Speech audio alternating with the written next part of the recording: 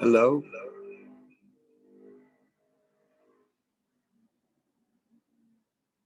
Can you hear me? Yeah, we're hearing an echo.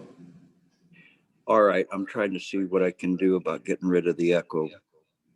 Well, actually, it's not bad right now. I'm muted my iPad, so I just have to figure out how to get rid of my second image.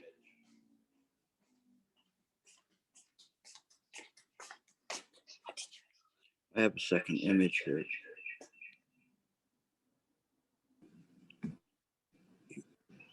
Yeah, the second image is gone now. Oh,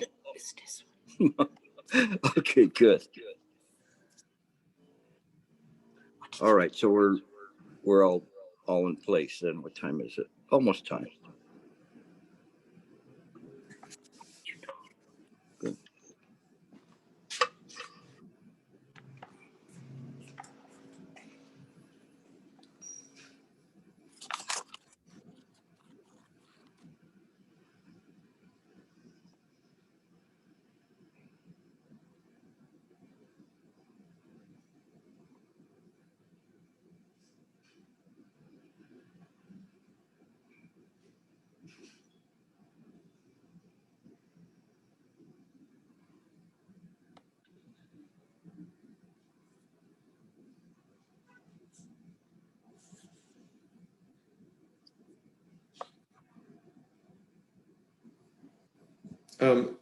Gilbert, there was a slight echo before. I just want to check to make sure that it's not still there when you're speaking. Perhaps, is your iPhone speaker, is there audio coming from your iPhone? Because that might be picked up by the... Yeah, it's unmuted now, so I shouldn't have a problem. Oh, Or perfect. it's muted, I should say. Okay, sounds great. Yeah, no echo anymore. Thank you. Yeah. All right, it's 6 o'clock. Shall we begin? Let us begin. All right. Good evening, everyone. Wonderful to have each of you here. My name is Jeremy from Dharma Drum Mountain, Los Angeles Center, part of the English Meditation and Discussion Group. It's my pleasure to be assisting Gilbert today. A few things before we get started. Questions can be asked anytime using raised hand or chat. We encourage everyone to turn on their cameras to help us have a closer sense of community. And I'd like to let everyone know that this is being live streamed on Dharma Drum Mountain LA Center's Facebook page and will be available there if you'd like to rewatch this lecture. Today, we're going to be continuing on the development of Chan from the beginning. Last week, we discussed the foundations of Chan. Master Sheng Yen said, "Give the body to the cushion and the mind to the method." Practice with sincerity. Concentration and contemplation allow us to see that all is mind. This cultivates connection, compassion, and the desire to help others. Gilbert said, the goal of sitting is not to escape, but to clarify the mind to see just mind. In doing so, one realizes emptiness encompasses everything, and everything is mind. Now I'd like to introduce and welcome Gilbert. Thank you for being here. Thank you. We will start with a bow and then the 4 great vows. Please bow. I vow to deliver innumerable sentient beings. I vow to cut off endless fixations. I vow to master limitless approaches to Dharma. I vow to attain supreme Buddhahood. Thank you all for attending. We're going to continue on with the Chan. Chan is something that's very interesting because when we go and to talk about Chan, there's so many aspects of it that we can talk about, whether it's doctrinal or whether it's some form of practice, how we practice the methods, historically where it came from. All of these things, they come in to play. And for us to know how to practice this, we have to have a feeling for a bit of all of this. And as a result, I'm undertaking to give you pieces of it as to what Chan is, a little bit historical and a little bit of the doctrinal. Last week was quite a bit more of the doctrine of Chan. And today we're going to go into a bit of the historical perspective with the eye also towards what was being passed doctrinally. We know that there were fundamental sutras that were being used at the dawning of Chan, and the Vatamsaka Sutra, Huayanjing, and the Lankavatara Sutra were very, very prominent. The Lotus Sutra as well was very prominent, and various groups of Buddhist scholars and monks and lay people were using either one or a combination of them, of different sutras, to be able to study Chan. From this point, then we come into around the 5th century, or I should say the 6th century. And in the 6th century, then we are introduced to Bodhidharma, Dhammo. And Dhammo was an Indian master. And this master was one that realized the tremendous undertaking of bringing to China the practice of Chan, and at that point, obviously, it wasn't called Chan; it was just his take on the Buddhist practice. And what distinguished his practice was not only was it one of a scholarly and doctrinal approach, but it also included the aspect of sitting. And so we have the aspect of the meditation. And this is a very important aspect in terms of how we practice with this kind of an understanding. Oftentimes people say, well, the Chan is beyond words and phrases. And even there is a confusion. I was going to read from this book here, which is a kind of a famous older book, and the Buddhist tradition in India, China, and Japan. But there was a bit more confusion in terms of the author's description of Chan, saying that the master stopped studying books, and I don't believe that to be the case. It might have been in some very isolated instances, but nevertheless, Chan is not based on just simply sitting on a cushion and hoping for the best. There has to be a foundation there, and this is what Bodhidharma brought. And as you begin to see what Bodhidharma was bringing in terms of his orientation towards the practice, you see that as a common vein that runs from the different patriarchs. And so I wanted to concentrate on the patriarchs today. We don't have a whole lot of time, so I can't really do them justice as individuals, but just to give you a flavor from where this came from. So what we have here is the list of the patriarchs, starting with Bodhidharma, Hueka or Hueko, Sansen, the Daoxin, Hongjin, and we have Hui Ning. And Hui Ning also could be referred to also as Shen Shu historically, but we probably won't get into that completely now as to who is the sixth patriarch. But there was a division of northern and southern schools, and different six patriarchs were advanced as the true patriarch. But nevertheless, the training and the study that was presented was one that was definitely consistent with Buddhism, although they have a little bit different take on it. We will get to that perhaps today. What I wanted to do was start with a book. This is probably a fairly old book, Richard Gombrich, on how Buddhism began. And this book had an interesting opening, a little bit heavy in terms of its context, but I think it's good for us to kind of like see how this was moving in terms of the understanding of Buddhism in general, and how Buddhism differed from established religions at that time. And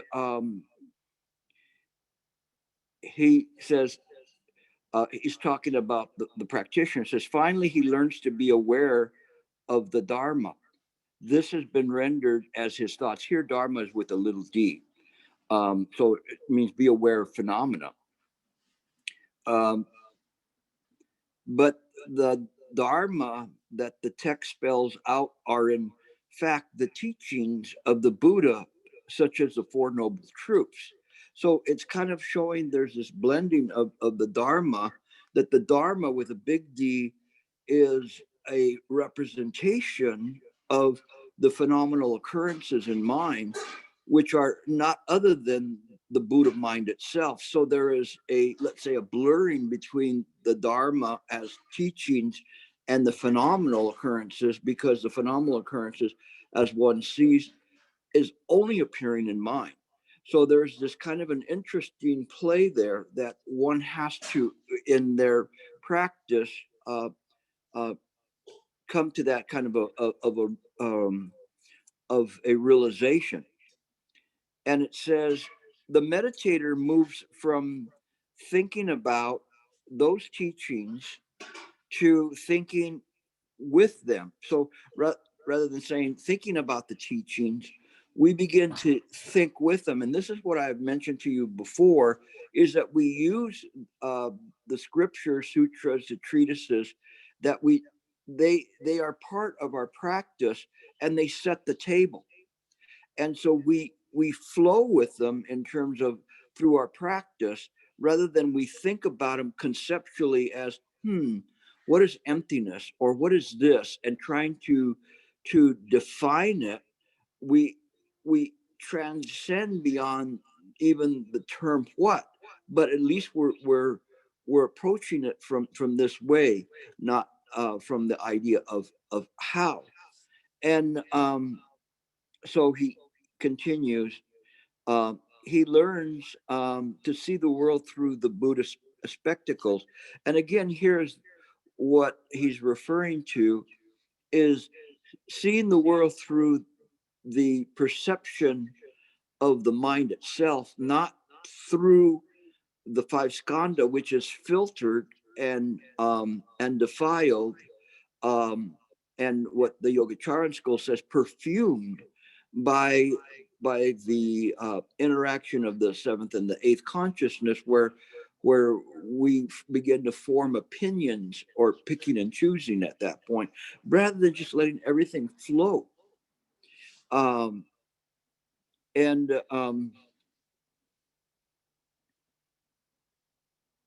the Buddhist teachings come to be the same as any objects of thought, because anything else is for Buddhists unthinkable, or we could say inconceivable. And the final distinction that was good here was he talked about that there was this openness of in the Buddhist practice, and he said, and it contrasts with the closed universe of the Brahmatical Swadharma. So from the religions that were existing, let's say in India at that time, they were essentially a closed universe in terms of things, where Buddhism put no borders on it. It's infinite. And so there's no place where we can go with our mind and say, here is the end post, here is where it finishes. It doesn't allow you to indulge in that kind of a finality of something, in terms of thinking about how the world is and how we structure it. And then we say, okay, even though the Buddhists have a cosmology as well as other religions, they don't put an ultimate border on it. So when we're sitting in meditation, we have no border. This is very, very important when you're sitting in Chan meditation, that you, as Suzuki said, you give the mind a very broad pasture in which to work upon, so that you're not stuck there and you're trying to feel things. Rather, every time you sit, what you do is you just let the mind flow. As don't let it stop anywhere, even if it's there. Sometimes I'm walking my dogs, and we're walking down the street, and they'll catch a scent on the grass of a rabbit. They'll sniff there, and I gently tug them, and they continue walking because they get distracted for a moment. But we have to just keep traveling and traveling. In terms of this, every point is the Buddha mind. When we understand this kind of an approach, then it allows the mind to be liberated in its practice. So we start, when we sit to meditate, already liberated. It is our constant attachment that draws us back into this kind of a samsaric idea of life. And that's the part that's hard for us. So all the masters, from Bodhidharma all the way to Hui Ning, the patriarchs, they all taught this. They all taught that this was just mind, single mind, or they could say Wu Nian, that there was no thought, no mind, but it meant the same thing. That was borrowed essentially from the Indians' construct of the Tathagata and Tathagata, the thus come one and the thus gone one, which means essentially the same thing. It doesn't have a meaning in samsaric existence. Its truth can only be known by transcending the conceptual thinking.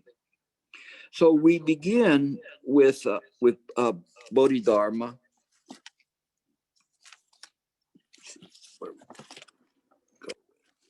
And hold on 1 second. Pen underneath that's going to roll my books off the table. Okay. So we begin, and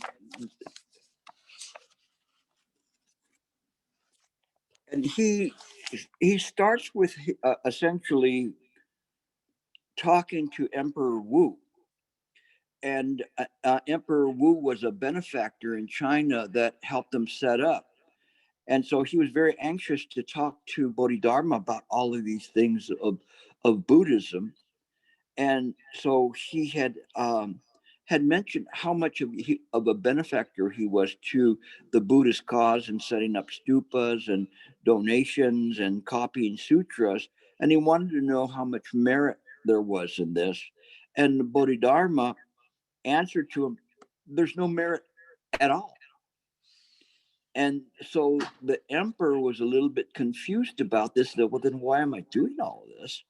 And he says, well, why is there no merit? And Bodhidharma said, all these are only small accomplishments of men and gods. They are causes of an outflow which follows them as the shadow follows the body. Although the shadow seems to exist, it is not real. The emperor asked, what then is the true merit? And the master replied, the true merit is a subtle and complete pure wisdom whose substance is empty and still. But this kind of merit cannot be pursued according to the ways of the world. The emperor then asked, what is the first principle of the sage truth, which means the absolute truth? So he's asking him, what is the first or the primary meaning of mind? And so the master replied, vast emptiness without anything sage-like in it. Finally, the emperor asked, who is it that stands before me? And the master said, I don't know. And so this began in terms of an explanation as to what Bodhidharma's original presentations were in China, essentially pointing right directly to the heart of the practice, which is that it's inconceivable, and that there's one cannot grasp at it, one cannot buy their way into it. One has to see it in the operation of wisdom, but yet it's very interesting that this wisdom is empty. So he gave Emperor Wu a tremendous amount of Dharma. In the very first teaching, he gave him everything, just laid it out. But Emperor Wu's looking at it and going, this is a different language. I don't know this. I don't understand this. He's very, very confused. But it gave him food for thought. So he must have passed the audition because he kept on there, and Emperor Wu didn't chase him out. But he was completely puzzled as to what this means. So if I go to you and say, tell me about emptiness, and you would start telling me something that you've heard, but you would not be able to really explain it. There was one time when a master to be was asked, what is this emptiness? And he drew a circle with his finger in front of him. And then when he was asked, is there anything more? He just tossed it out to not let any kind of explanation or words or demonstration stand for this very subtle wisdom. So this is important. Later on, very much later on, there was a master that was dying, and he had his students with him. And the master was saying, I'm passing on now, and I want to know, what what about this Dharma. And his main student, his chief disciple, went to his medicine bottle. In China, they'd have these little medicine bottles made out of porcelain or glass. And they would have whatever elixirs that they mixed up to try to serve as medicine for the people. And so it was on his nightstand right by his bed, and the disciple tipped it over, poof.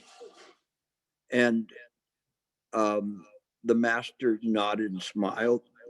And then he said, is is there anything else?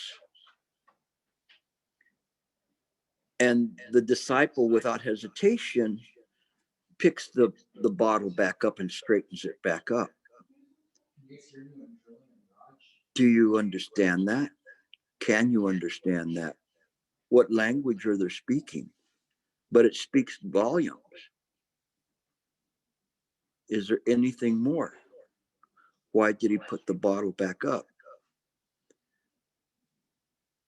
I'm not such an unkind presenter that I'm deemed to explain that to you. I want you to think about that, what that means, and contemplate. What does that mean? That he knocked the bottle over and then put it up.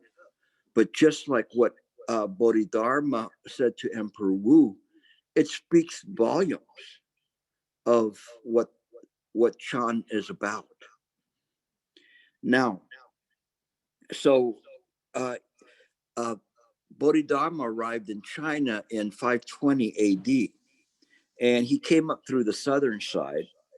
And let me see if there was.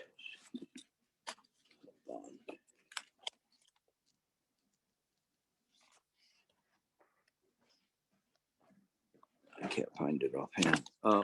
In any case, what he was teaching and what he brought in terms of his presentation was one, the Lankavatara Sutra, and then a presentation called the two entrances and the four practices. Lankavatara Sutra, he was emphasizing ekayana, just this mind, and this idea of that everything is just mind, which is not an easy thing to do, no matter where. If you don't believe me, go to one of your friends that isn't a Buddhist or even a Buddhist, and then tell them, just this mind. What do you mean? Everything is just this mind. Well, where does God fit in? Wait a minute. I think, and you think, and we think differently. So where's just this mind at? So this is not something really easy to present. No, it was something that was much, much deeper. The one thing that was very, very good at this time was because the Chinese people, they had practiced Taoism and Confucianism, and those had similar ringing ideas, although they were different in their cores. They still gave pause for contemplation or for looking beyond just simply the words. But with this particular practice, there was nothing there that anybody could rely on with respect to words and phrases to pinpoint and say, it is this is the perfect man, or this is immortality. There wasn't. They're saying you don't exist, so why are you looking for immortality? You are no, you want to be a perfect person, so what? You still die. Then what is beyond this? And this is where Buddhism came in, and it became a very pleasing let's say an all-day lollipop for them to just kind of work on and work on and work on. And they could not get there until finally they finished the whole lollipop. But it wasn't something that came easy, but it was sweet, and they wanted to work on it. And eventually their tongues got tired, and then there was nothing left. And this was an interesting aspect of Bodhidharma at that time. So the first thing in the entrance of principles, he said, one can understand the essence through the scriptures. One must believe that all beings have the same true nature. So here is the ekayana coming right up. The nature which is not fully revealed because of obscured by dust of external things and by confused ideas. When one abandons the false and returns to the true, concentrating on contemplation, while facing the wall, without self, without others, the common and the sagely are made into one. When one dwells on this without being moved by other teachings, then one can be deeply in accord with the way. This is called the entrance by principle. So this is something that we study, we read the treatises, we're looking into it. And one can gain realizations via this way. If one is sincere in their practice, if you are really sincere in your practice, and you're just pouring over something, there's no self there in that moment. It is the same as if you were sitting in meditation. There's nothing there to call Gilbert. It is just simply mind looking into it, and mind via this concentrated contemplation. It is not simply that one is looking at a book and reading it and going, oh, this is like a very interesting thing I want to tell my students. Rather, it's something that when we look at it, we make a sincere effort to try to look deeper, look beyond the words on the page. This requires a contemplation. So sometimes my students will say, I know it is this. Robert's a very good one. He's very good at always kind of writing it down and saying, this is what I think it is, and saying this. But I want him to look 2 feet in front of the pages on the book, or 2 feet in front of the computer, where the answer is at. It's not on the page. He will get there, and he gets there sometimes and gets excited and writes it down. But it's okay. This is our practice. This is the sincerity of our practice. But I would be remiss to say, Robert, you did a very good job. You know, you've got it all. Rather, I will say to him, not yet, but keep going. This is what the practice is. And he's made incredible practice. And there's many of my students that operate in this way. And I, Master Shen Yang, I cannot say was like a cookie father. I don't know if you heard about a cookie mom, like if you fall down and you scrape your knee, the mother will give, here's a cookie, and make you feel good.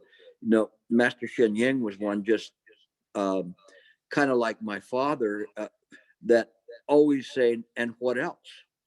And what would you get? And it was like when I was a young child, I would bring my report card home to my father, and it would be all A's except for 1 B. And he would look at my card and go, and what about this one? And I'll say, well, I'll try harder. And I would try harder so I could get it. But it wasn't that he was being mean or strict or ungracious. He was just trying to get me to practice as sincerely as I could. And that I relied upon through all of my old age, that I practice sincerely. I never think I've got it. I never think, oh, I'm going to get an A on this. Rather, I'm looking at it and going, I want my students to get an A, and I want them to get beyond that, and I want them to exceed.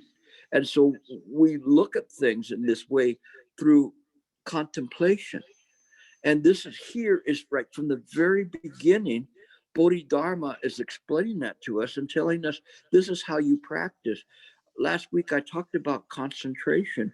We need samatha, this concentration, but as we begin to practice, that takes us into samadhi. In samadhi, there's no longer the necessity for concentration. The mind is already there. And so this is important in terms of seeing how we practice. And this is whether we're sitting on the cushion or we're reading, we still can gain entry from this. So then the next one was entry by practice. And in the entry by practice, he said the first thing is to put down hatred. Now, a lot of us carry hatred, a lot of hatred. I hate this one, I hate this, I hate that, I hate whatever it is, stinky tofu, durian. I hate my neighbor, or I hate this, or I hate myself. I mean, there's a lot of people that way. You gotta have to put that down. It's just an emotion. It's a defilement, and it colors the present moment in an opacity that it prevents you from being able to see things just as they are. The second practice is accepting conditions.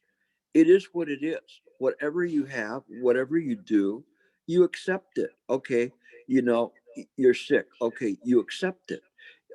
You you get a raise. Okay, you accept it. That's a good thing. You get a demotion. Well, that's what it is. Or you lose your job, especially unfortunately because of the COVID. A lot of people are doing that or losing their health. Everything is always changing. So we understand this about this world, that it is impermanent, constantly changing. And it's important for us to see that and accept that, because this is the rules of the samsaric world. We look around and we go, yeah, I have this now. Sometimes I look at my house and I look and say, all of this stuff in 10 or 20 years, it will be gone. Some of it will go to my children. Some of it will go to, who knows, to charity or whatever, and a lot of it's just going to go to, goodwill or be sold at some kind of a sale. I know that this does not define me. I see the things. I know I have a good causes and conditions to have fine things, but I do not hold on to it. That would be very, very foolish. So you just simply are let go of everything. Doesn't mean that you have to go and live in a cardboard box in the park. It just means that whatever you have, you understand, whether it's your health or money or relationships, whatever, they're impermanent. Whatever we cling to and try to hold to them, it's impossible. It's like you're on a boat and you put your finger in the water, or your hand in the water to try to stop the boat, but you can't, because the impetus of the boat is to move forward. So you're trying to drag all this with you, but it's not possible. This is what Bodhidharma was saying to you. He's laying it out just like the Buddha did, very, very simple ABCs for us. The next one is non-attachment, and this goes along with the second one of acceptance of conditions. We don't attach to whatever it is, whatever we see, whatever we have. It can be gone the next day, and it has, and most of us have experienced that, where all of a sudden you have something, and then the next day it's gone, and it doesn't matter what age you are. It can happen that way. And you have to understand that this is just part of this world, part of the rules of this world, that are a complex network of karmic forces. When we can see that, when we see that this is mine, this is how mine works, it frees us from being dragged along. Sometime or a while back, I think a couple of weeks ago, I wrote something about talking about that the world was like a, a spider web. And so in the spider web, this inspired me because was I was looking up and I saw that I had it in the corner. Hold on, let me get the right.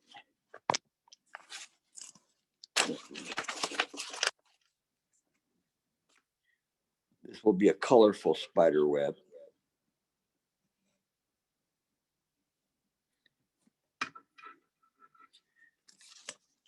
So on the wall, I saw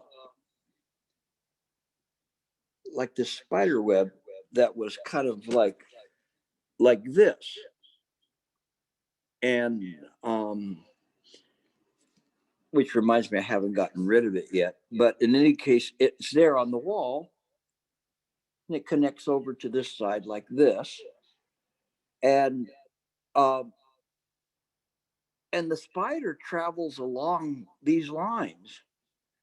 It's never free to be able to travel onto the wall itself.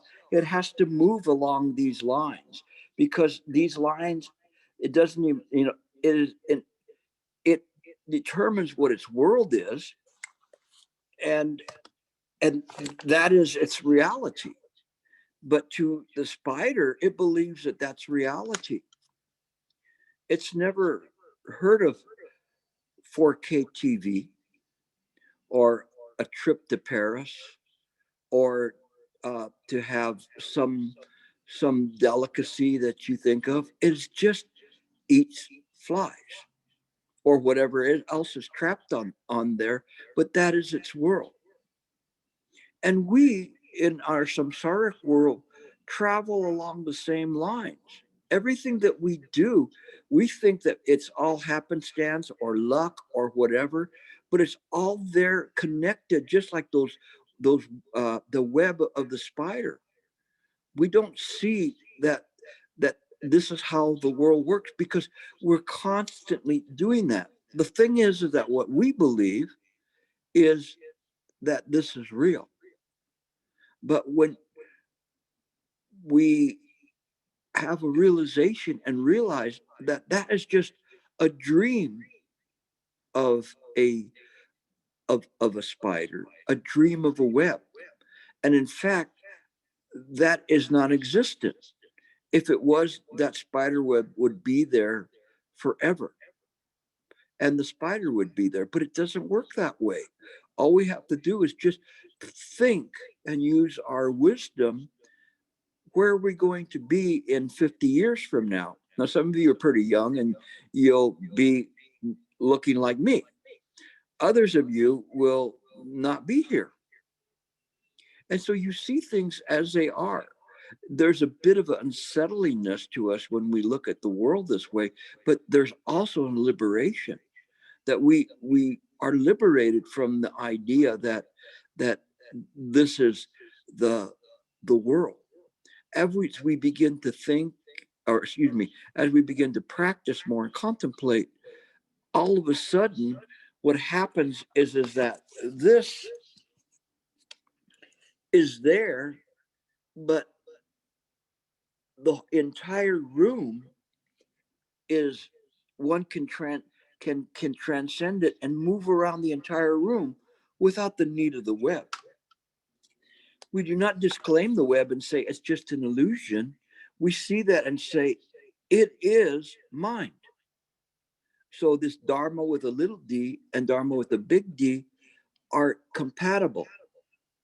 And for a long time, it bothered me that they would use the same name for Dharma, for phenomena with a little d, and then Dharma for the teachings with a big D. But then I realized that it's all phenomena. Is why in the three jewels, there's only one jewel that is real, that is absolute, and that's the Buddha. Not the Buddha that sat under the Bodhi tree, but the Buddha mind that was there, that's real. The corpus of the Buddha, the body of the Buddha is long gone, but that which sat there was never born to begin with, so it could not have died. And so when we look at the world from a different viewpoint, from the perception of the Buddha mind, there's a liberation there. And that's what Bodhidharma was bringing. This was a tremendous gift that he was bringing to China in terms of this type of a practice. And then the next one was practice in accord with the Dharma. But if you understand the first three, then you understand that the Dharma, it naturally follows that one would practice in accord with the Dharma. It is very simple to be in this way, and essentially we see things just like I was telling you through our traveling through these other principles that it said, or practices. It says that this is the principle of being pure in nature. further explanation is found in the fourth practice, is found in the treasury, the transmission of the lamp. All forms are empty without defilement and without attachment, without discrimination between this and that. The sutra says there are no human beings in the Dharma because the Dharma is apart from human desires. There is no self in the Dharma because it's free from cravings of self. If the wise understand this truth, they should practice in accordance with the Dharma. And then of these, the final point was wall contemplation. And it said, externally, keep yourself separate from all conditions. Internally, there is no tremor in your heart when your mind is like a straight standing wall. You enter the way. And so Weka had said to him, that was the second patriarch, he said that I have kept separate from all conditions. So he was telling the master, look, I've kept myself separate from all conditions. You think that that's the right practice? And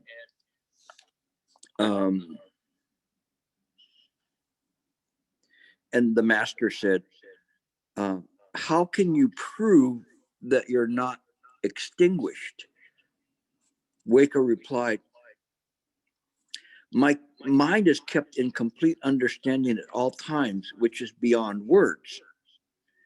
So Weka, he avoids answering the question directly. And so the master said, this is the substance of mind that was transmitted by all the Buddhas. You should not doubt it. So he's saying to him that there's a complete understanding at all times. This complete understanding is this Anuttara Samyak Sambodhi wisdom that one has, that that we see things, but this wisdom is not wisdom per se that it's written on a book. It is just the function of the Buddha mind. We don't see it that we cannot comprehend that, and so as a result of that, we are ignorant of it, and so we're constantly trying to polish this apple of a person, and hoping that that person will be perfected, rather than going straight to the matter and seeing all is mind. All of these appearances occur in mind. They occur because of mind. All of the web of the spider occur because of what? In accordance with it, with causes and conditions. And so when one is in this way, then your practice is clear. So from the very beginning of this Chan school, again, we can't say that it was called the Chan school at that time, but it was in this way, and where now we have Weka as being the new patriarch, and Weka as the new patriarch, he came to Bodhidharma initially and said, my mind is not at peace. Would you please put it to rest? Now here's somebody that went to see the Buddha, the Bodhidharma, and Bodhidharma was in the process of doing wall gazing. He was just looking at the wall. And when Weka came, he tried to get his attention so he could get some form of practice, and the Bodhidharma just didn't pay attention to him until Weka severed his arm. He cut his arm off as an indication of his sincerity to receive the Dharma. I would say that's a pretty good indication of sincerity, and so did Bodhidharma. So at that point, then he began to talk to him, and so this is the first discussions. Okay, what do you want? And So he said, my mind is not at peace. He goes, would you please put it to rest? And Bodhidharma answered, if you bring me your mind and show it to me, I will put it to rest for you. Weka replied, he came back and he said, I've searched for my mind, but I've not been able to find it. And Bodhidharma said, I have put your mind to rest. This is very simple, and it's understood in a very simple way, but not in a deep way in terms of searching for the mind. Have you searched for your mind?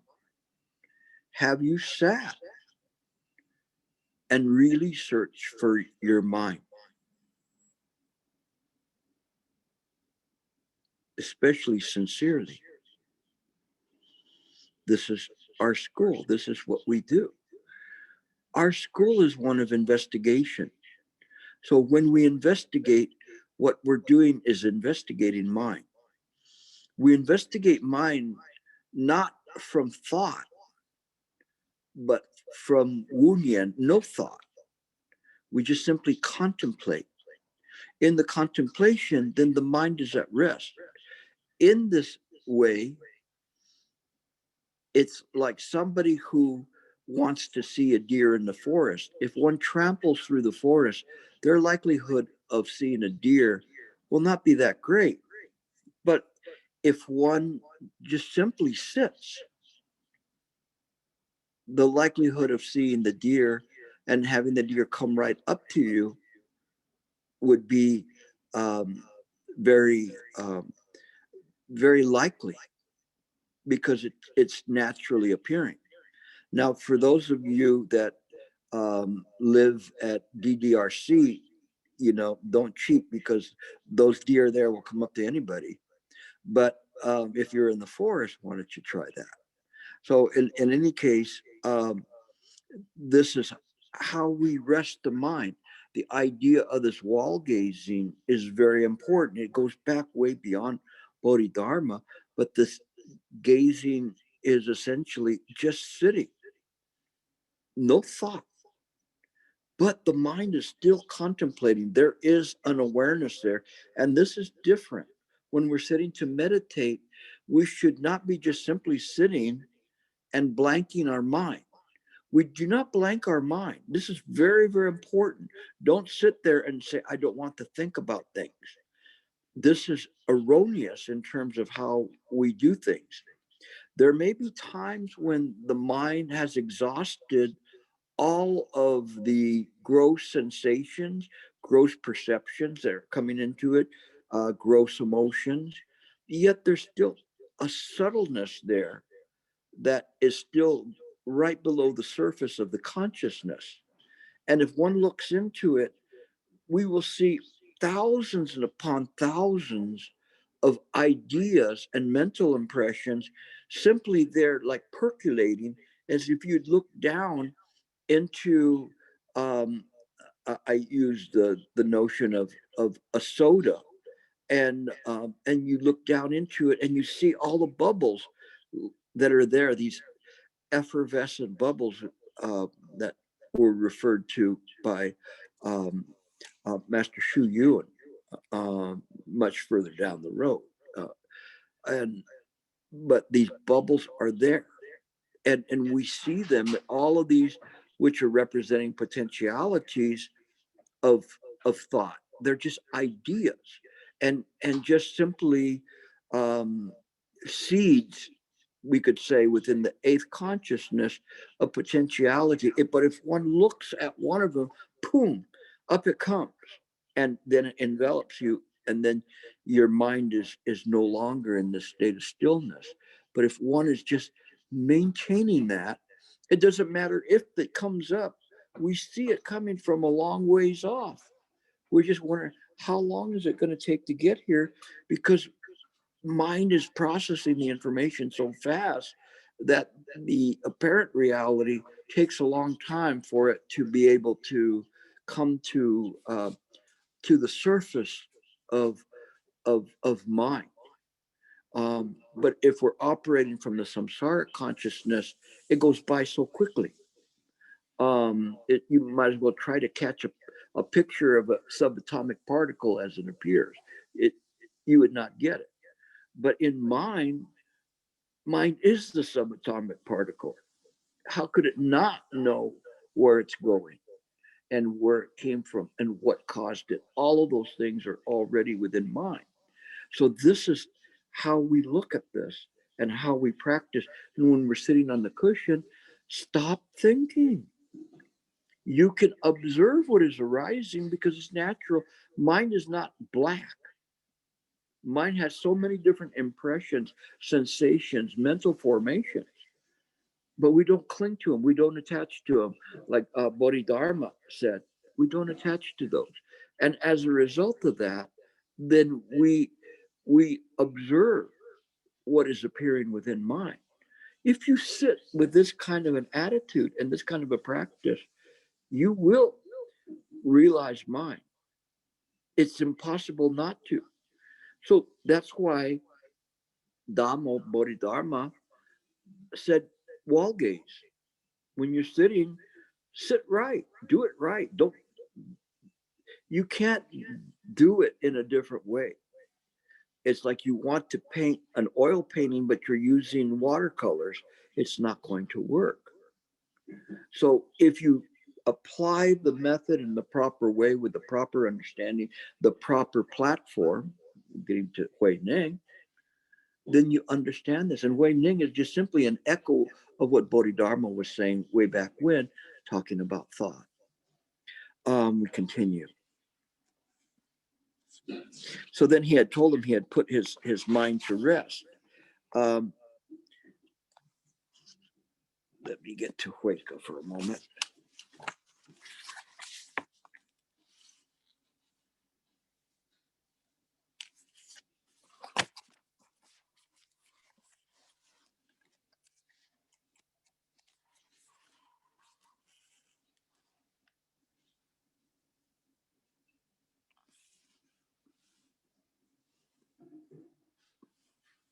I think I covered what I wanted to cover with Hueca right now. And again, this is kind of one of those quick tours. It's not something that we can look at and say that it's going to be, very detailed, because I can spend a lot of time on these.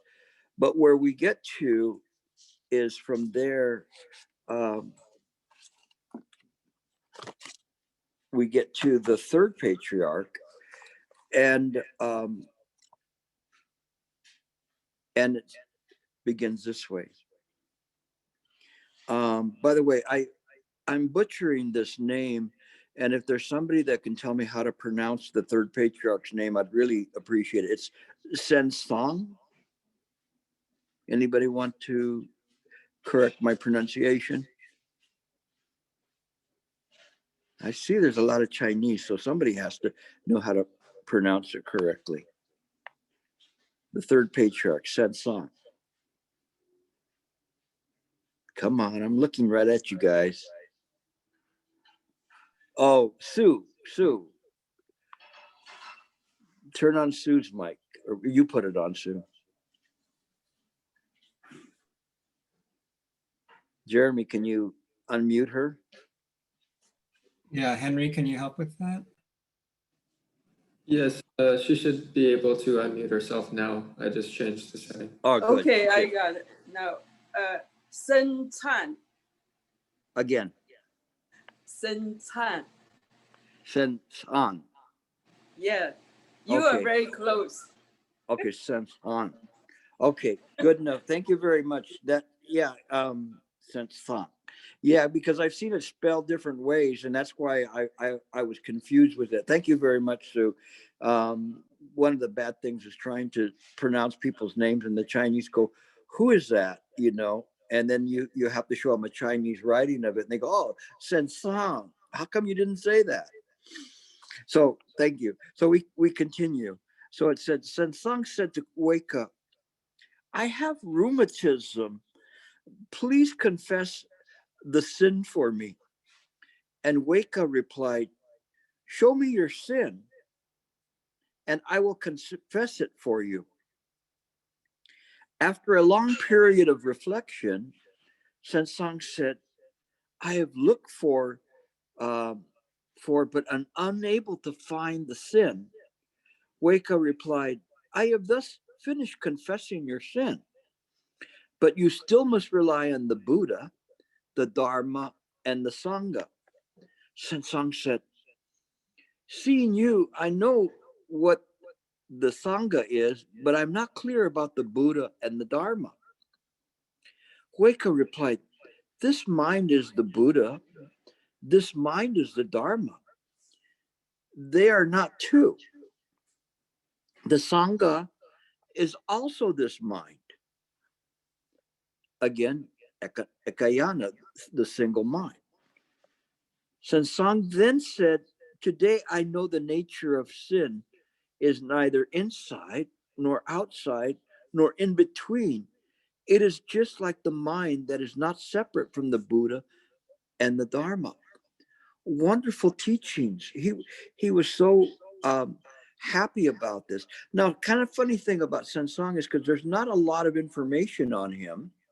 We know that the order of the patriarchs all the way through Hongzhen, the fifth patriarch, is agreed by many schools that these are the patriarchs. But we don't know too much about some of them. Sensang, we know from the poem Faith and Mind. By the way, if you want to get a good book, if you haven't gotten it already, it's Shifu's book on poetry of enlightenment. And it's a very simple book, but I would probably think I can't even count how many times I've read it and reread it and reread it. And as I look around my house, I was straightening out my Dharma books and realized I had about 4 copies of this that I've read over the time and underlined them and to go over them. But Satsang with this is really, now we're looking at, he passed away in 606. So he barely made it to the 7th century. But this book is, or excuse me, this poem is one that is talking about, contains 2 meanings. One, believing and having faith, and the other one is realizing mind. So this is written from a viewpoint of somebody who's realized mind and going, oh, you know, hey, the supreme way is not too difficult as long as you don't pick and choose. You neither love nor hate, and you will clearly understand. But you off by a hair, and they're far apart as heaven and earth. If you want it to appear, be neither for nor against. For and against, opposing each other, this is the mind's disease. And I often use this term, this is the mind's disease, of having this kind of a polarity of saying, I like, I dislike, whatever it is, anything that has a subject object to it. Or remember that about subject object, that they are not two things. But when he says this disease, if you break that down, it's like not at ease. And so this disease is that the mind is not at rest. So he's learning that from Bodhidharma via Hueca, and then to him, and he's saying, if we do it in this way, you know, we can never find peace. This is a disease. Well, and then which needs to be cured. How do we need to cure it? Is by using this profound wisdom. And what he's doing is he's showing the way how to practice. And so the faith and mind, we'll pick it up a little bit next week too. But it's a you could say like a cookbook how to practice Chan. And so if you do it in the right way, it will work for you. There was, hold on a second. I'm going to jump back to the very beginning, a poem in the book called The Mind King. And this particular poem is one that's saying after enlightenment, what this, you could say, kind of like as what mind is. But Master Fu, he had written this verse, which is very incredible and so simple. He was a farmer at one point, and it says, "The empty hand holds the hoe, feet walking, riding the water buffalo. The man walks over the bridge. The bridge flows. The water does not flow."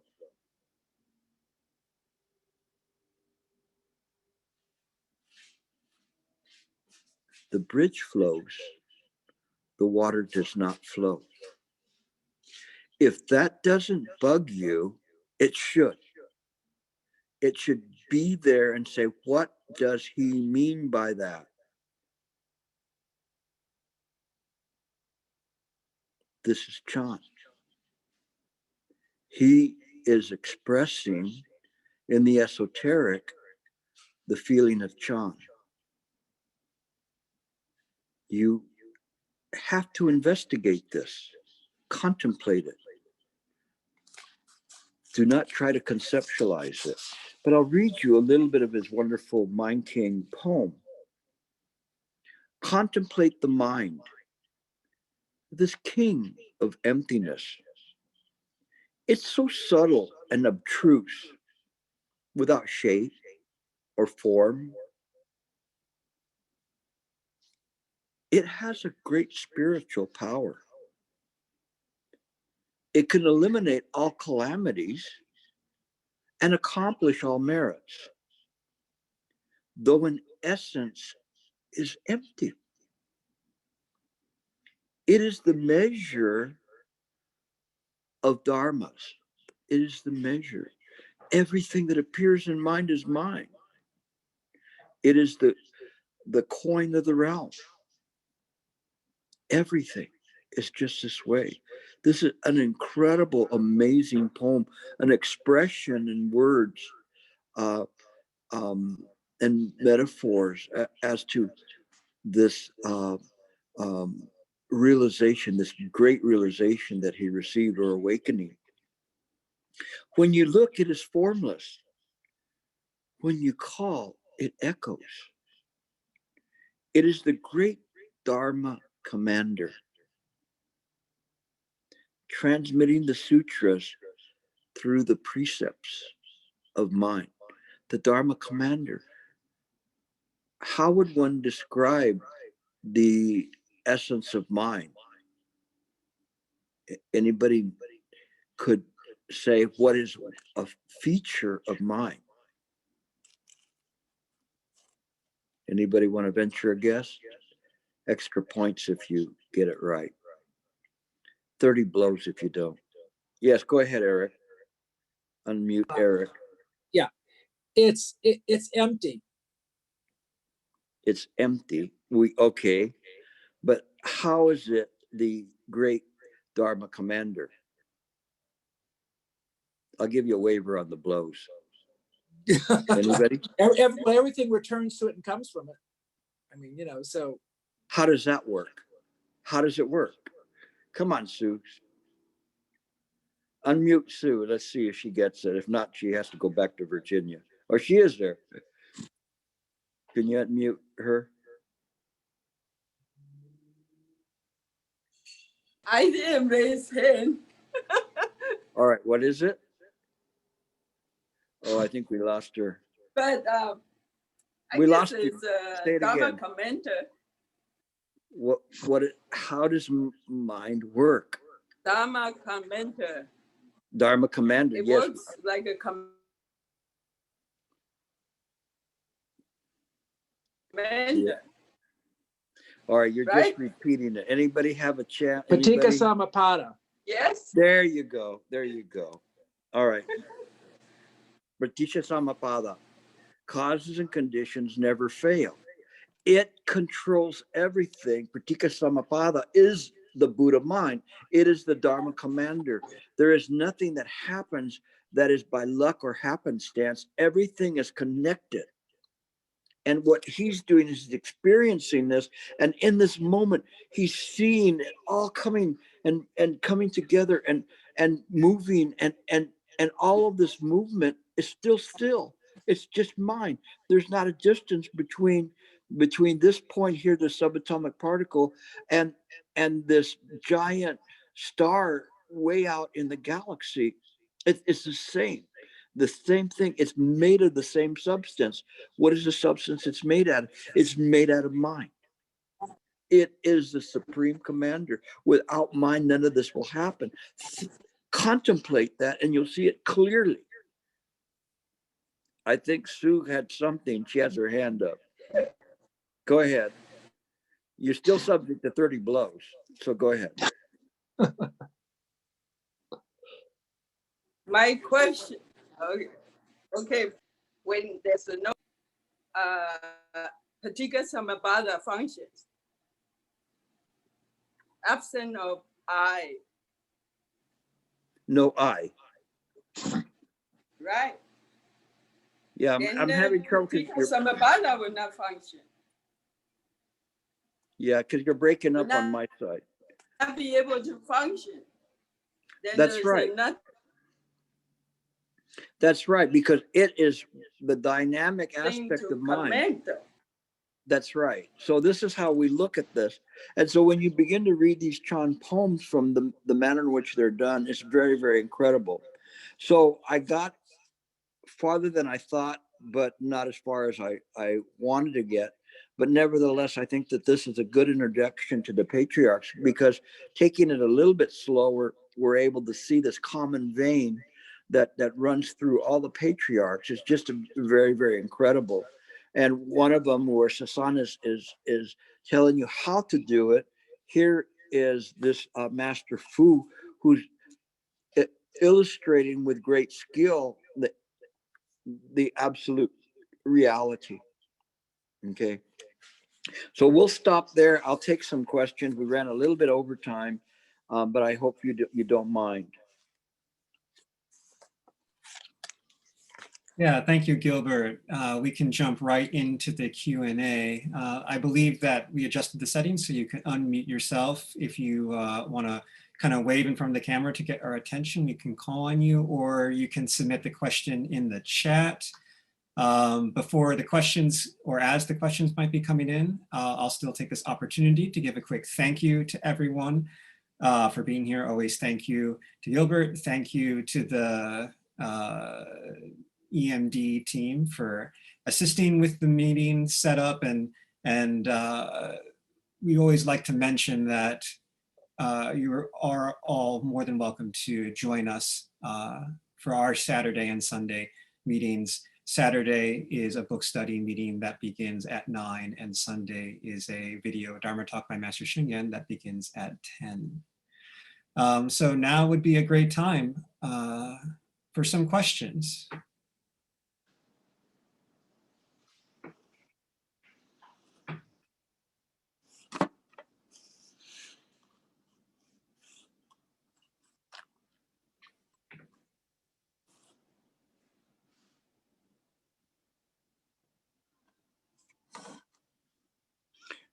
What was the one I told you to contemplate? Now it went past me, so I forgot it now. But it's something that as you begin to practice, you'll see that you have to try to contemplate, to slow it down, put the brakes on, and go, wait a second, I went way too fast and I don't understand what I just read, or I want to look deeper into it. And if you can do that, it really can enhance your practice, especially your sitting practice. No questions about meditation? Yes, Eon's up there. Yeah, Michelle has a question. Go ahead, Michelle. Okay. Can you unmute? Oh, Okay. hi, Gilbert. Yeah, I do Hello. have a question. Hello. I do have a question regarding to the meditation. As you mentioned, we don't want to just concentrate, but we want to contemplate. And we want to contemplate no self when you're sitting on the cushion.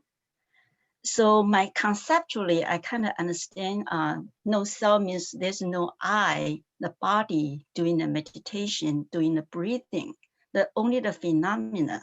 It's just the breathing, it happened itself.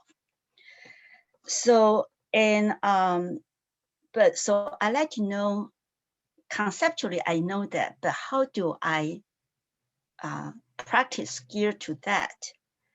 And you mentioned, it's all about the mind, right? We want to, you need to investigate mind, but no thought. So is that which, so since no thought, we don't want to think. So just pretty much you're just observing the mind. That's the first step. We call that awareness. And this wall gazing is that as we're sitting, we just sit. There's no interaction with the phenomena that's arising, because there's no need for interaction, because it is just phenomena that is arising. So we're not tricked into having to have any kind of a connection with it. We know intuitively that it is arising precisely because of pratika samappada. If a thought comes up of dinner and you haven't had dinner, then that arises naturally. If a thought comes up of some loved one, that arises naturally because you have thoughts of the loved one, but you don't indulge in the emotion of it. We just see it as it is arising. There's no need to name it, no need to do anything. You are just simply aware, as if you were watching. For instance, I think you have your screen, you have a forest, and you're just looking at the forest. And there's no you looking at the forest, it just is. And so you're just there. You don't have to say, oh, how beautiful the forest is. It is just whatever the imagery is that's there. After a while, the imagery begins to neutralize in terms of its force and effect. And then the mind is just resting in the present moment. So things will be there. It's just like as if you were meditating on a mountaintop and clouds would come by. You would not be enthralled by the clouds coming by. You just simply see them as naturally going by, but you're just sitting there, just sit, nothing more. And so you know that there may be another cloud or maybe a clear sky, no matter what, but one is not dazzled by any of that. We just simply sit and calm down and not get tricked into thinking or about anything. And my student Robert, he always repeats, which is a really good thing, as a lesson, which is anything moves is the conceivable, is conception. Um, what we want to do is rest our mind in the inconceivable, what does not move. So we begin to practice in this way.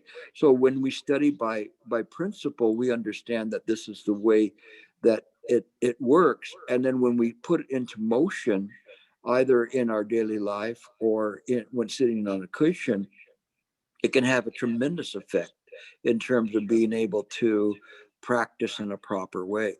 So this is how you do it. You just pay no attention to it. You're just wall gazing. So whatever's on the wall on the cave, there's not much to see. The wall is not going to move. The images on the wall may move, but you don't need to concentrate at all on any of those images. Okay. Okay. So So sounds like practice with that, and then afterwards, you know, because we still have about 3 classes, you know, come back and tell me how that's working. Okay. Because this is not only just a lecture, but it's a practice. You know, I want you to, that's why I throw in method, because it has to be relevant to when you're sitting on the cushion or you're acting in your daily life. Okay. okay. Thank you. You're welcome. Okay. We had some. Yeah, we had 2 questions come in. The first is from Yume, who asked if you could speak a little bit more on investigating the mind. Yes, in investigating the mind, it comes in a couple of different ways. Investigating the mind can be where one is just simply going and looking around and going, as I look at my living room, where is this exactly appearing? Is it appearing in front of me? Do I see it out there? Do I see it in my mind? And why is it appearing? Why am I having some kinds of feelings about looking at things that are there? And you're investigating and looking into it and saying, you know, well, what is this mind? You know, what is it? And that's why I always say that the question is not how, it's the question is what. And so when you are looking around, you begin to see that there is this seams in what appears to be a continuous scenery. But these seams are essentially what we stitch together to create a continuity in mind. But there isn't this kind of a continuity. We've tricked ourselves into thinking that time is real. But time in according to what? You know, is your time here relevant to the time of the dinosaurs of 600 million years ago? Was their time any different, or the time in another samsaric realm, the heaven realm, where they have much longer lives, or the life of a fly or a gnat? We begin to look at things and see things in a different way. We contemplate around us, not necessarily like a scientist trying to fathom the form, but realizing that the form is an appearance. And we look at the Diamond Sutra, and see that everything is an illusion, a phantasm, a dream. And we begin to contemplate, what does that mean? And this is how we use it. When we sit to meditate and we contemplate, we only contemplate the present moment. So we place our awareness in the present moment, and we contemplate mind. How do we contemplate mind? By not thinking. We cannot think of mind. So we just simply sit and allow the mind to absorb any notion of self, what they call self-absorption. That's pretty easy. And so when the self is absorbed into the mind, only contemplation remains, only mind remains. All obstructions, obscurations are gone, because they're no longer functioning, and you're no longer picking and choosing just in that moment. But something very interesting happens in that moment, because if you can do this right, mind appears. And I say it without saying that it appears, mind just is. And this is a cause for joy, because what's very funny about it is it's always been there. You just didn't see it because you were so caught up in living the samsaric life, you didn't realize that that was an illusion. And mind is not. Mind is absolute. So you sit and you just allow this acceptance. And that acceptance sets the table for a proper practice. And you know there's a sincerity, this virya, the right effort to be able to continually, once the mind has thoughts and it takes you away, bring it back to the present moment. Bring it back there. That's why I set out the elements of the proper practice, and you have to be in the present moment. You have to be aware. You have to use contemplation. You have to have a relaxed body and a relaxed mind. You have to know what your method is. All these things have to be there, and it's kind of like you check them off like the SpaceX spaceship. They're going through a list of things before they take off. Is awareness here? Is contemplation here? Is the method present? Everything. Okay, blast off. Get going on your method, and keep those there. And it takes practice, and it does take thinking about those. But these are not bad things to think about because they bring you back to the present moment. They bring you back to awareness. They bring you back to the contemplation of mind. So it doesn't hurt. And then little by little, all of that, the first to go is concentration, as the booster rocket, as it's going up. Next to go is all the other things, because you don't need them, because the mind is aware. There's no present moment. You were just resting in mind. And when I say you, there's no you there anymore. It's just mind. But it is the mind, this mind that operates this body. And the body is the mechanical puppet, but the mind within it is this absolute mind that's never been born. So this is how we contemplate, and we use it in our meditation. If we have a retreat and you hear this over and over again, believe me, you can make very, very deep progress in the practice. Okay, there's some other questions. Yes, there's one from Rong Chen that says, what are the few steps to get a true and meaningful samadhi?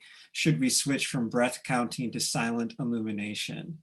It appears to me that when getting to a certain quietness, it's very easy to be a blank mind or a stone in cold water state. Well, as you use your intuitive wisdom with respect to a true samadhi, the samadhi itself is phenomenal. So there's no truth about it. It is just simply the function of mind that we do it. You just use, and I think you probably, a lot of your question was answered from my response to the last question. You just use the proper understanding, this right view, and you use the elements that are necessary to be in a proper meditation to get you there. And you shouldn't be gauging, weighing what your samadhi state is. In the proper samadhi state, there's no you there. So you just learn by trial and error. And if all of a sudden you get into a dark spot, you have to be mature enough to say, hey, that this doesn't really feel right. That there's this is just like somebody turned off the lights, versus essentially the balloon burst and whatever air was inside now is free to go wherever it wants to go. But we don't try to search for that or try to register it in our mind. We have to let go of all notions, all conceptions. And so if you're there and you're trying to sit with this kind of a conception, then it will not work. We only use the elements for a proper meditation just as a punch list until such time as we no longer need it. Okay. But if you approach it from this viewpoint, I think you'll be fine. I think Eon had a question too. Eon, you still have your question? There's one from, was Liang Xiao Lin? Did you have a question? If you do, just unmute yourself. No, I don't. Sorry. Oh, I thought you were putting your hand up, but you're adjusting your camera. No problem. Eon, did you still have your question? Well, I feel like it's mostly been answered by the other ones, but I had just something pop up when you were talking before all the questions started about slowing things down in mind. And one of the things that I've heard many times on your retreats is that you just keep shaving away at the present moment until you get it finer and finer. And this is not something that I've really had any experiential understanding with. It seems that sometimes when I feel like I'm getting a little bit more concentrated, that it like goes completely the opposite direction and things just like speed up. It's like the phenomena of, or just like trying to catch little wisps of light that are just they're there and then they're gone. And so what's the disconnect here? You're trying to bring the self along with you. If you don't bring the self with you, then it's like you trying to, like if you were a teenager and getting to know a very nice, attractive lady, and you bring your bad friend with you, and every time you try to get close to her and get friendly with her, your friend's manners are such that turns her off not only to your friend, but to you as well. And so you don't bring this friend with you. You just simply are sitting. And when you sit, you just keep bringing the mind to this single pointedness, sharper and sharper. So we do not cling to anything that's past. We do not cling to anything that's coming. Like if we hear a car driving by, it's going to come by at some point, and the tone of the sound is going to be different. But we don't have to anticipate it or indulge in the sound that has just left. But if you're there, you're so aware of just in that moment what the sound is. The mind is capable of processing this information. Every single bit of data that is arising in mind, the mind can be immediately aware of it in the present moment. There's no you there to bring to the present moment. It is just the present moment is just mine. And there's no present moment. It is just mind clearly functioning in that moment, very dynamic. And you just keep sitting and sitting. Just put aside any kind of conception about this pinpoint of time, but keep bringing the mind to that moment. In anything you do, you can use this pinpoint of time. I mean, in this lecture, that's how I lecture. You just have this in this way. There's no thought. So there's no obstructions in terms of doing it. It's just the function of the mind. But it's a very, very good question, because with this question, you're going to be able to practice this and fine tune that. If you can fine tune that, you're not far from it, because now you're there and you've got this kind of a broad sense of time, but you begin to pinpoint it, and then you hear it. And I use the analogy of a car going by, because you hear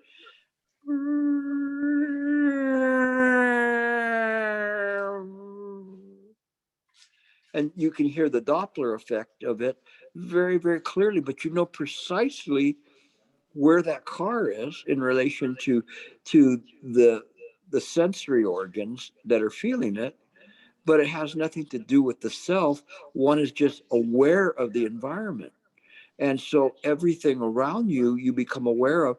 And this doesn't interfere with the sound of your breath or the sound of the breaths of the people around you or the rustling or whatever. All of those things can simultaneously be observed in this awareness, that there nothing is necessarily has to be precluded. So the mind is taking this information where normally one could not do that, because you'd go cuckoo getting all of this information at the same time, it's not possible for the samsaric sentient being to handle that much information. So, but in mind, how is it not able to handle it? It is the generator of all of that phenomena. So hopefully that will help you.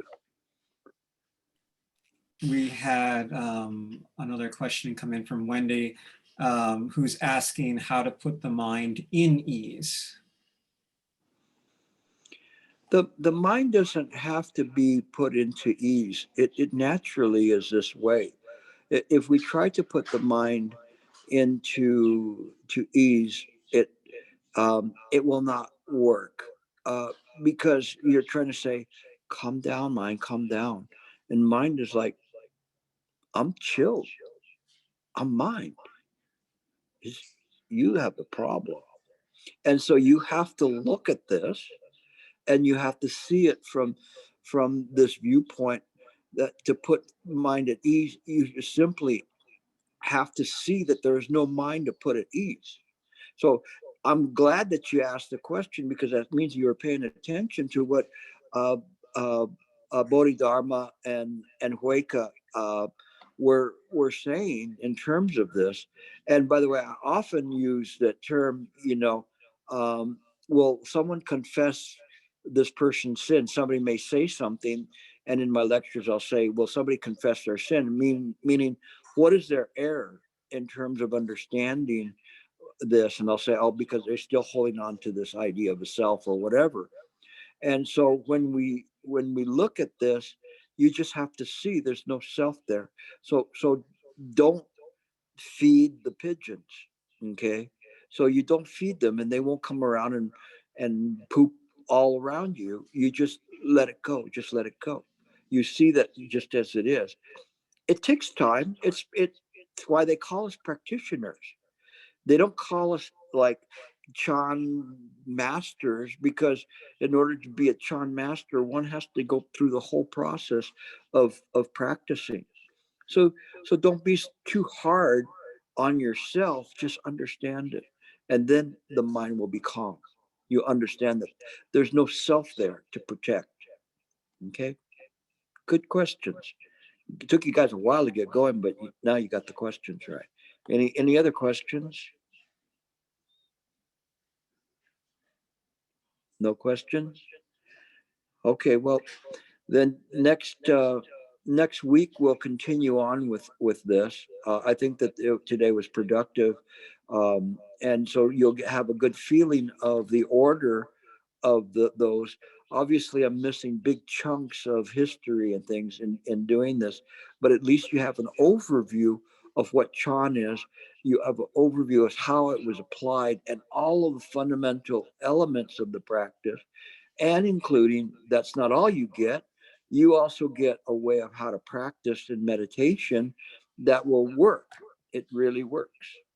So come back, and we'll try it again next week. So thank you very much for attending. Amitofo. Thank you. Bow to teacher. Good class. Good to see you all.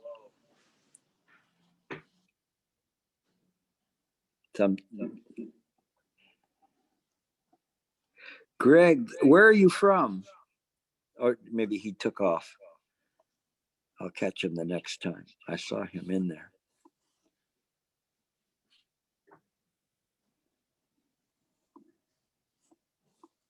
And Julia's still here. How are you doing in Michigan? You're not, you didn't unmute yourself, but that's okay. Good to see you. And Rong Chen, Wendy, good to see you. All of you that are there. Ikai, you came in late. I saw you sneak in the back door. Yes, I did. I'll try to make it earlier. It's all right. Hello, Esther. Good to see you. There's Greg. Where are you from, Greg? Oh, you're not. You have to unmute yourself. Unmute. Oh, go ahead. I'm in Taipei. In Taipei. I knew you were somewhere like not local. Right. Well, good for So- you. What time? Yeah, what time is it over there? It's 11:30 in the morning. Oh, that's not bad. No, it's not bad, and I'm really happy. I've been around with your talks for a couple of weeks now, and I'm really happy to be part of your group. So thank you. Yeah. Are you part of the International Meditation Group, IMG? Yes. Yeah. Yes. Good for you. Yeah, It is. you'll learn a lot. It's wonderful. It Yeah. is wonderful. I'm very lucky to be here with them. Yes. Yeah, John's a good leader too. You'll get a lot from him. Right. So He's great. Good to see you. And then I see that Xiao Hui Tan. Are you there? I just see your picture. Hi. Nice to Okay, meet there you, you are. Gilbert. Yes, thank There you you. are. It's my The first other was time. your first time? Yes. Welcome. I was busy, but now I'm back to practice again. And where are you from? I'm from Los Angeles. I live in West Hollywood. Oh, okay. So you can go to the Dharma Drum Center in LA when they Yeah, open up sure, again. absolutely. Yeah, Yeah. I'm Well, looking forward to it. Stick around and you might pick up a few things that could be helpful to you. So I'm glad to Sure. have you here. You're welcome. Thank you. Yeah. Very And then helpful. Esther, how are you doing? I'm fine, thank you. Good. Stay safe. So looks like we did okay. I see you, Anipan, still sticking around for more of this. So, and then how do you pronounce your name? Ling Xiao Lin? Yeah, that's right. Yang Shaolin. Welcome. And then Henry is here. If I can pronounce that one. So anyway, and then Sue's still around. It's late over there. How are you doing in that crazy state of yours? Oh, I love it. Okay, good. You notice a different place, background. Yeah, I saw that. Okay, I'll let you all go. Thank you for coming. If I didn't get to you, I'm sorry, but I just wanted Thank you. to meet some of See you next week. Thank you. Okay. Bye-bye. Take care Bye. now. Thank you, Gilbert. You're Thank welcome. you.